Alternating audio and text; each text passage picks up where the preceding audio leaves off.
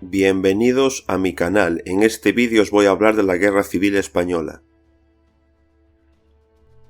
A mediados de enero de 1938, la batalla de Teruel se reanudó en medio de heladas y fuertes nevadas. Los nacionalistas pasaron a la ofensiva y lograron tomar la iniciativa en la batalla. Las unidades del Ejército Popular sufrieron enormes pérdidas. Había escasez de medicinas, armas y municiones. Un intento de contraofensiva republicana en el valle del río Alfambra a finales de enero fracasó por completo. El 30 de enero de 1938 Francisco Franco forma su primer gobierno, también conocido como el Gobierno de Burgos. Francisco Franco se convirtió en el presidente de ese gobierno. Como vicepresidente y ministro de Asuntos Exteriores se nombró al teniente general Francisco Gómez Jordana Sousa.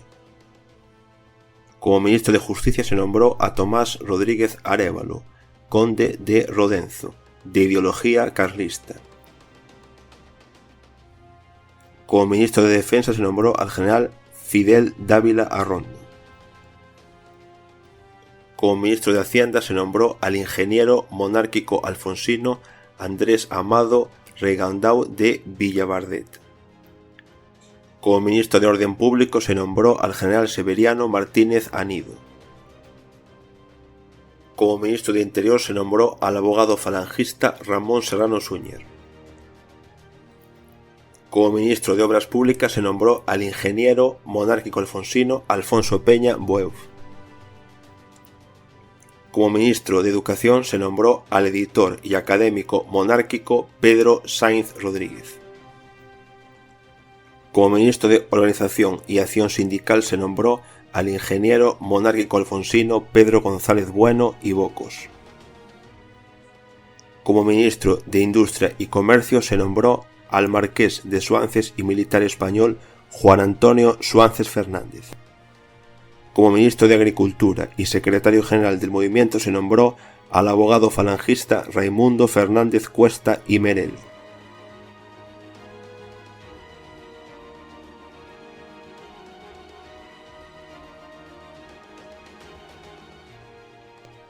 A principios de febrero el general franquista Yagüe lanzó un ataque inesperado contra posiciones enemigas en la batalla de Teruel. El éxito fue vertiginoso. Las tropas de Yagüe avanzaron 40 kilómetros en 2 días de combates, capturaron a 7.000 prisioneros y mataron a 15.000 soldados y oficiales de la República. El 22 de febrero los nacionalistas tomaron Teruel. El ministro de Defensa del gobierno republicano, Indalecio Prieto, se vio obligado a permitir que sus tropas se retiraran. Las pérdidas en la batalla de Teruel para ambos bandos fueron colosales. Los franquistas perdieron en total 47.000 personas, sus oponentes 55.000. La derrota en esta batalla finalmente minó la fe de la mayoría de los partidarios de la República Española en su victoria. Tras la batalla de Teruel, los nacionalistas tomaron firmemente el control de la iniciativa en la guerra. Su ofensiva era una cuestión de futuro próximo. El mando republicano creía que los franquistas atacarían el frente central, aunque los servicios de inteligencia informaron que estaban acumulando grandes fuerzas en el frente oriental aragonés. A finales de febrero se formó allí un poderoso grupo del general nacionalista Solchaga, formado por 3 cuerpos españoles y el Cuerpo de Fuerzas Voluntarias italiano, que contaba con 100.000 soldados, 600 cañones, 300 unidades blindadas y 700 aviones. El Ejército Popular también contaba con importantes fuerzas en Aragón, bajo el mando del general Pozas, 200.000 personas, 300 cañones, 100 unidades blindadas y 60 aviones. Sin embargo, tras Teruel, la moral de las tropas cayó y hubo escasez de armas y municiones. En Aragón no había fortificaciones fiables. El 7 de marzo de 1938, las tropas de Solchaga, tras una potente preparación aérea y artillera, lanzaron la ofensiva en Aragón al sur del río Ebro y rápidamente rompieron las defensas enemigas. La mayoría de las tropas republicanas, especialmente las unidades catalanas, se negaron a entablar batalla. El legendario Quinto Cuerpo de Juan Modesto tampoco pudo detener a los atacantes. Muchos oficiales republicanos se pasaron al lado de los nacionalistas. El 13 de marzo, los nacionalistas finalmente habían destruido las fuerzas enemigas en la parte sureste de Aragón, avanzando a velocidades de hasta 20 km por día. Los intentos del mando republicano de detener a Solchaga condujeron inevitablemente a nuevas derrotas. El 22 de marzo se inició la ofensiva nacionalista al norte del Ebro, en el frente de Zaragoza a Huesca. Como resultado de la ofensiva nacionalista, los nacionalistas tomaron el control de todo Aragón y entraron en Cataluña. El bombardeo italiano de Barcelona, a donde se trasladó el gobierno de Negrín desde Valencia a finales de 1937, también tuvo un efecto desmoralizador sobre la República. Al igual que con Guernica, los aliados extranjeros de Franco actuaron por iniciativa propia. Solo después de las amenazas de represalia de Negrín de lanzar un ataque aéreo de represalia contra la ciudad italiana de Génova, los italianos detuvieron sus bombardeos. Los éxitos militares de los nacionalistas convencieron a muchos en España y en otros países de que la caída de la República Española era inevitable. Así, el embajador francés ofreció a Negrín, a su gobierno y a sus tropas asilo político en su país, y Indalecio Prieto le instó a iniciar negociaciones con Franco. Sin embargo, Negrín, con el apoyo de comunistas y anarquistas, continuó la guerra. Rechazó ambas propuestas y cesó a Indalecio Prieto como ministro de Defensa y lo obligó a dimitir el 6 de abril, nombrándolo embajador especial en América Latina y apoderándose de sus poderes. Franco, a pesar de la disidencia de sus generales, se negó a avanzar hacia Cataluña y ordenó a sus tropas girar al sureste, hacia el levante español. El caudillo temía que Francia, debido al acercamiento de sus tropas a sus fronteras, comenzara a brindar asistencia a los republicanos. A pesar de esto, el liderazgo francés decidió abrir las fronteras a los suministros militares soviéticos a los republicanos. El 30 de marzo, los nacionalistas inician una ofensiva hacia el mar Mediterráneo y toman Gandesa, pueblo de la provincia de Tarragona, el 3 de abril. En dirección catalana, las hostilidades activas terminaron con la toma de Lérida el 4 de abril y de Tremp, pueblo de la provincia de Lérida, el 8 de abril. En varias ocasiones los republicanos ofrecieron tener resistencia, pero Pozas y el jefe de Estado Mayor, el general Rojo, aun así ordenaron a sus tropas que se retiraran. El 15 de abril, los navarros del coronel Alonso Vega tomaron la localidad costera de Vinaroz, en la provincia de Castellón, cortando a la mitad el territorio de la República Española. El 18 de abril, los republicanos abandonaron Tortosa, pueblo situado a 70 kilómetros de Tarragona, dejando en su desembocadura la margen derecha del Ebro. La ofensiva nacionalista acabó en los límites naturales de los ríos Segre y Ebro. En 5 semanas de combates, el ejército popular perdió más de 50.000 soldados, muchos murieron o quedaron heridos. Su enemigo, el ejército nacionalista, perdió no más de 20.000 soldados y oficiales. Finalmente, los nacionalistas capturaron Aragón, ocuparon parte de Cataluña y el levante español, llegando a los accesos de Barcelona y Valencia, dividiendo el territorio republicano en 2 partes. La situación de la Segunda República era cada vez más delicada. Así, el 1 de mayo de 1938, el gobierno de Negrín publicó los 13 puntos que pronto fueron aprobados por las Cortes. Formalmente estos eran los objetivos por los que luchaban los republicanos.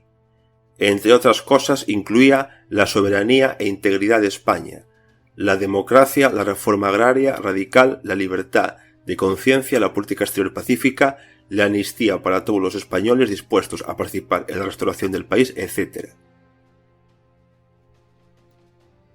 De hecho, los 13 puntos fueron considerados por los contemporáneos como las condiciones de los republicanos para llegar a un acuerdo con los nacionalistas. Los 13 puntos no provocaron ninguna respuesta entre los franquistas, no dudaron de su victoria y no buscaron compromisos.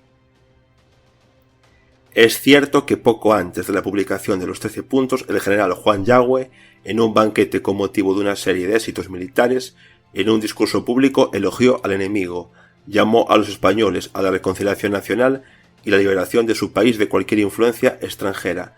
Por estas palabras, Yagüe fue incluso detenido. Los nacionalistas se preparaban para un nuevo golpe al enemigo. Esta vez su objetivo era Valencia. El grupo del general José Solchaga contaba con 150.000 personas, con 400 cañones, 150 unidades blindadas y 400 aviones. Valencia estaba cubierta por las tropas del general Leopoldo Menéndez, que contaban con 3 veces menos personas, con 4 veces menos cañones y casi no contaban con aviación. Solo quedaban 200 aviones para toda la República y vehículos blindados. Sin embargo, gracias a los esfuerzos de Menéndez se construyó una línea de defensa confiable. Además, los defensores de Valencia disponían de un número suficiente de ametralladoras pesadas danesas y soviéticas. Los nacionalistas no pudieron tomar la línea de defensa enemiga de un plumazo. En un mes y medio de combate solo tomaron unos pocos asentamientos menores. Pronto su ofensiva finalmente fracasó. El intento de los franquistas de cambiar la situación mediante un ataque de distracción del ejército del sur de Queipo de Llano tampoco dio resultados. A mediados de julio se hizo evidente el fracaso de ambas ofensivas. En ese momento el general republicano Vicente Rojo y el nuevo jefe especialista militar soviético, el comandante de brigada Kachanov, estaban desarrollando un plan para un ataque de represalia contra el ejército de Solchaga en el río Ebro. Para ello se creó el Ejército del Ebro con 60.000 efectivos al mando del coronel Juan Modesto, con 150 vehículos blindados y 250 cañones. La noche del 24 al 25 de julio el Ejército del Ebro inició el cruce del río. Tomando al enemigo por sorpresa, los republicanos lograron éxitos importantes. En los primeros días, los nacionalistas dejaron al enemigo más de 100 cañones y 500 ametralladoras y perdieron más de 15.000 personas entre heridos, muertos y capturados. El ejército del Ebro avanzó una media de 20 kilómetros y el quinto cuerpo, liderado por el general republicano Enrique Lister, avanzó 40 kilómetros. Franco dejó inmediatamente de luchar en otros frentes y concentró todas las reservas posibles en el Ebro. Al recién liberado general Yagüe se le confió el mando de las tropas nacionalistas. Durante la batalla del Ebro, la Alemania nazi aumentó considerablemente los suministros a sus aliados españoles, es decir, al bando nacional. Aprovechando una serie de errores republicanos, en particular un problema en el cruce de equipo militar a través del Ebro y una ventaja incondicional en el aire, los franquistas detuvieron el avance del enemigo a finales de mes. Comenzaron brutales y sangrientas batallas posicionales durante varios meses. Solo en el quinto intento, a mediados de noviembre, Yagüe obligó a los republicanos a retirarse cruzando el Ebro. La batalla del Ebro, que duró 113 días, costó a los republicanos entre 50.000 y 70.000 heridos, muertos, capturados y desaparecidos. Los nacionalistas perdieron de 33.000 a 45.000 personas. Al final de los combates en el Ebro, ambos bandos declararon su victoria. De hecho, los republicanos pudieron defender Valencia y los nacionalistas pudieron repeler la contraofensiva enemiga más preparada y organizada de toda la guerra. De hecho, la República Española perdió una gran cantidad de fuerzas y perdió sus últimas posibilidades de ganar la guerra. A finales de noviembre de 1938, Franco decide llevar a cabo la operación decisiva de toda la guerra, atacar Cataluña. Después de un enorme consumo de equipos y municiones, el ejército nacionalista necesitaba urgentemente nuevos suministros alemanes y Franco se vio obligado a aprobar el Plan Montana. Con el Plan Montana, las empresas alemanas recibieron del 40% al 75% del capital de la industria minera en España y en el Marruecos español el 100%. La República también compró una cantidad importante de equipo militar en condiciones preferenciales a la Unión Soviética. A finales de noviembre el equipo fue entregado en Burdeos, Francia. Sin embargo, el gobierno francés se negó a permitir que el cargamento entrara en España, ya que había una moratoria en el suministro de armas a ambas partes en conflicto. A los republicanos prácticamente no les quedaba equipo militar propio, y la industria de Cataluña, debido a la caída del centro energético de Tremp y al bloqueo naval, ya no podía entregar armas a los republicanos. A finales de noviembre de 1938, los nacionalistas formaron el Ejército del Norte, de 340.000 efectivos, al mando del general Fidel Dávila Arrondo, para atacar Cataluña. Estaba armado con más de 300 tanques y vehículos blindados, 500 aviones y hasta 1000 cañones y morteros. También participaron en la ofensiva el cuerpo italiano, reducido en número y diluido por los españoles, bajo el liderazgo del nuevo comandante, el general Gastone Gambara. A ellos se opusieron aproximadamente 200.000 republicanos mal armados del general Saravia. La moral en la mayoría de unidades republicanas en ese momento había caído por completo. Así, a finales de octubre, el gobierno de Negrín tuvo que disolver las brigadas internacionales que habían perdido su capacidad de combate. En respuesta, Franco redujo significativamente el cuerpo de fuerzas voluntarias italiano. La ofensiva del Ejército del Norte contra Cataluña comenzó el 23 de diciembre de 1938. Casi sin encontrar resistencia, las tropas del general Fidel Dávila Arrondo avanzaron rápidamente hacia el noreste. Los intentos republicanos de salvar Cataluña con ataques de las tropas del general Escobar en el frente sur y del coronel Casado en el frente central también terminaron en fracaso. Aquí finaliza este vídeo, gracias por haberlo visto y nos vemos en mi próximo vídeo.